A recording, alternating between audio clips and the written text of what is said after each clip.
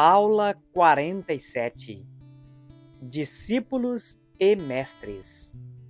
Ide, portanto, fazei discípulos de todas as nações, batizando-os em nome do Pai, e do Filho, e do Espírito Santo, ensinando-os a guardar todas as coisas que vos tenho ordenado.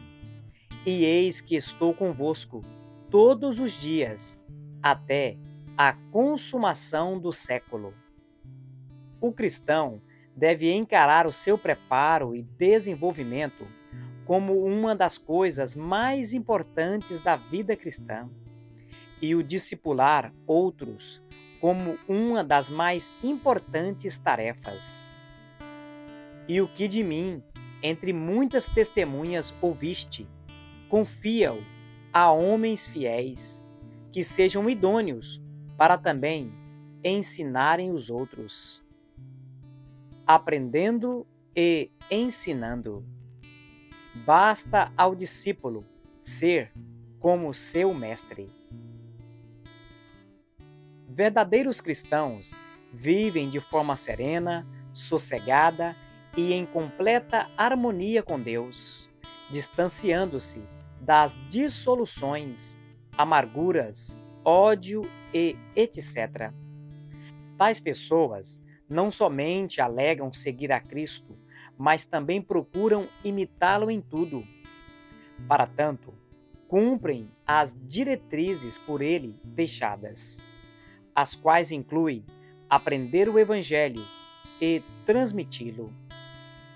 O cristão genuíno não é somente aquele que se converteu a Jesus e se satisfez com isso, mas sim aquele que, após sua conversão, se devota a conhecer e viver sob os conselhos divinos, o que só será possível através do discipulado.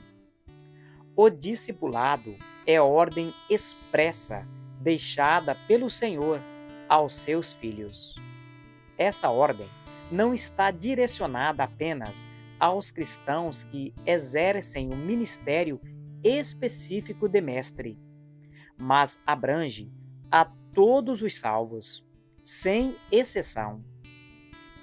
Entendemos com isso que todos os crentes são capazes de discipular dentro do ministério que foram especificamente chamados a exercer. Não se importar em levar os recém-conversos à maturidade seria um grande egoísmo por parte daqueles que já estão firmados na palavra. O Senhor Jesus nos entregou tudo o que tinha, inclusive sua própria vida, e espera que, no mínimo, dediquemos tempo desenvolvendo e firmando os fracos na fé. Os cristãos, segundo o próprio Jesus, receberam a incumbência de desenvolver as vidas de forma a que experimentem o verdadeiro sentido de suas existências. Porém, caso não cumpram com essa missão, não teriam absolutamente nenhuma razão de existirem. Vós sois o sal da terra, e se o sal for insípido, com que se há de salgar? Para nada mais presta, senão para se lançar fora e ser pisado pelos homens. O discípulo.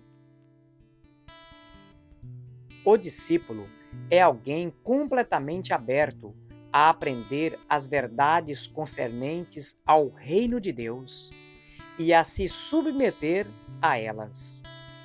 O discípulo é tal como uma ovelha mansa, fácil de ser conduzida e aberto para as novas verdades que o Evangelho vai lhe comunicando. Ele é comparado por Cristo a um campo fértil, que permite que se multiplique nele os frutos das sementes do Evangelho que lhe foram semeadas.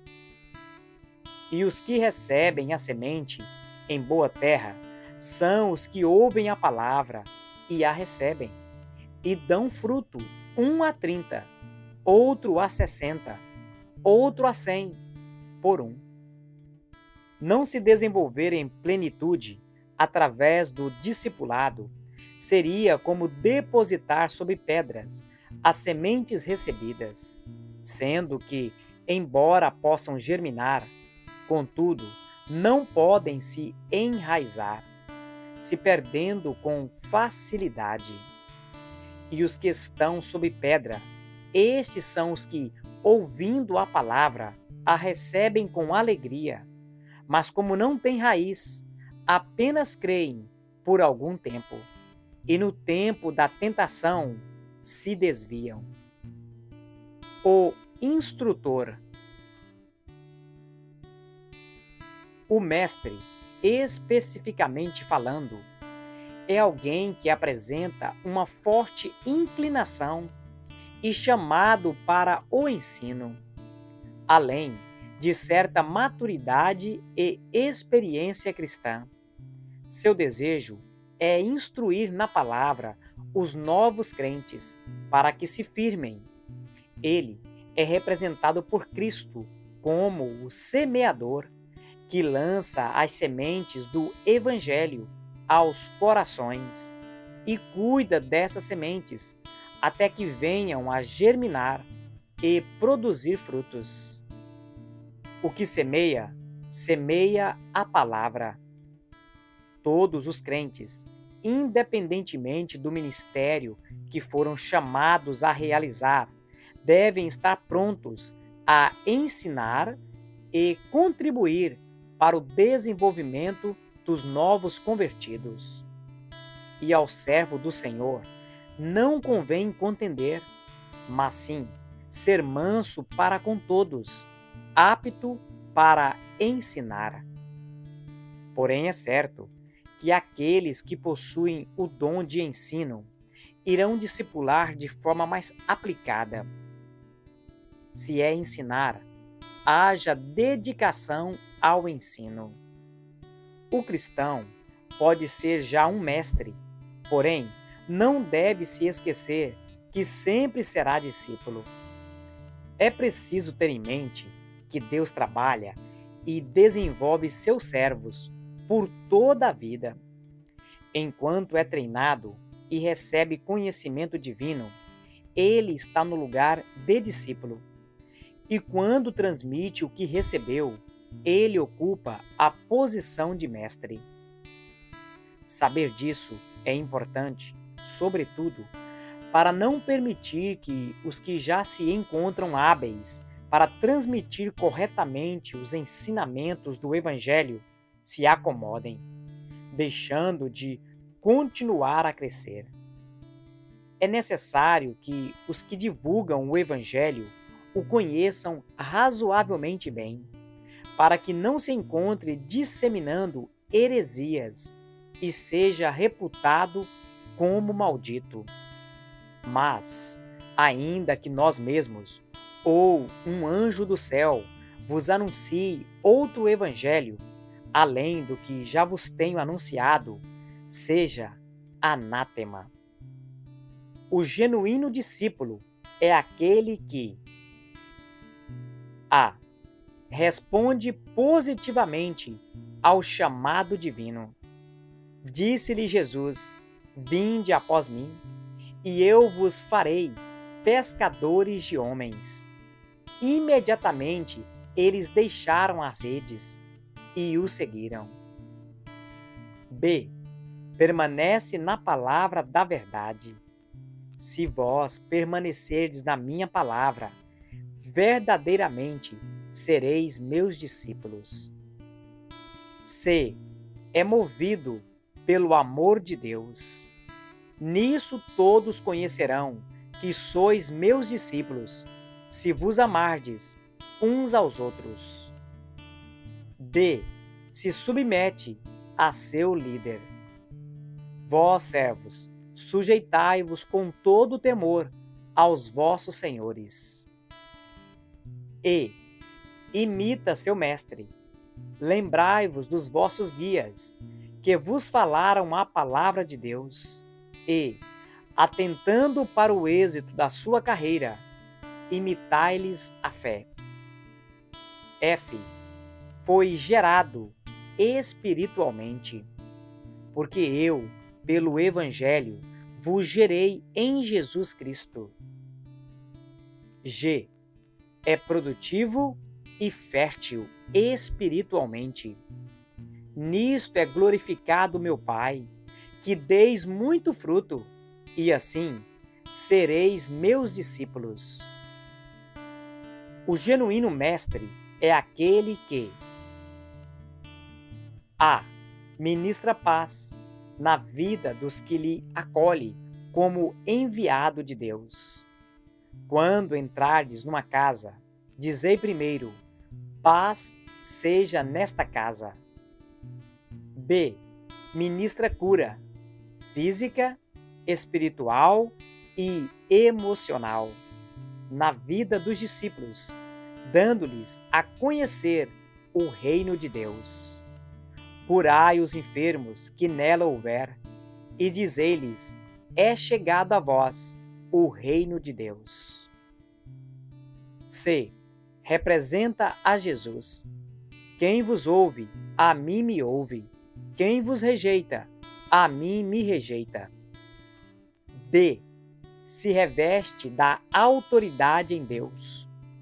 Eu vos dei autoridade para pisar serpentes e escorpiões e toda a força do inimigo. E. Intercede por seus filhos espirituais. Peço-te por meu filho Onésimo, que gerei nas minhas prisões. F. Compartilha das profundas revelações divinas. Tudo declarava em particular aos seus discípulos. G. Terá o nome escrito nos céus. Alegrai-vos antes por estarem os vossos nomes escritos nos céus. Conclusão. O cristão deve encarar o seu preparo e desenvolvimento como uma das coisas mais importantes da vida cristã, e o discipular outros como uma das mais importantes tarefas. Na medida que o crente se torna esclarecido pela palavra, ele vai atingindo a maturidade e acumulando importantes experiências que devem ser comunicada a outros e assim consolidar os inexperientes. Fazer discípulo é um imperativo divino dirigido a todos os membros do corpo de Cristo. Ide, portanto, fazei discípulos de todas as nações. Há muitos conhecedores da Bíblia que jamais geraram um único fruto para o reino de Deus, visto manterem guardado aquilo que aprenderam.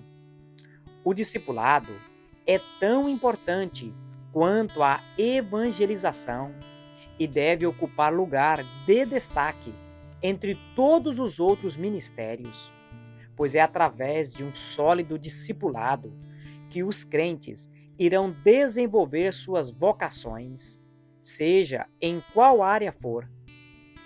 Sem discipulado, tudo o que se oferece ou realiza para Deus é incompleto, raso e questionável. A falta de instrução aniquila o povo de Deus. O meu povo está sendo destruído porque lhe falta o conhecimento. Se esforce para crescer no conhecimento da palavra. Não espere que os mestres venham a você. Antes, corra até eles e procure se desenvolver em Deus. Divulgue o Evangelho, compartilhe o que aprendeu e firme na fé os fracos e inconstantes. Dessa forma, estará vivendo o cristianismo excelentemente. Deus te abençoe. o que também aprendestes, e recebestes, e ouvistes, e vistes em mim, isso fazei, e o Deus de paz será convosco.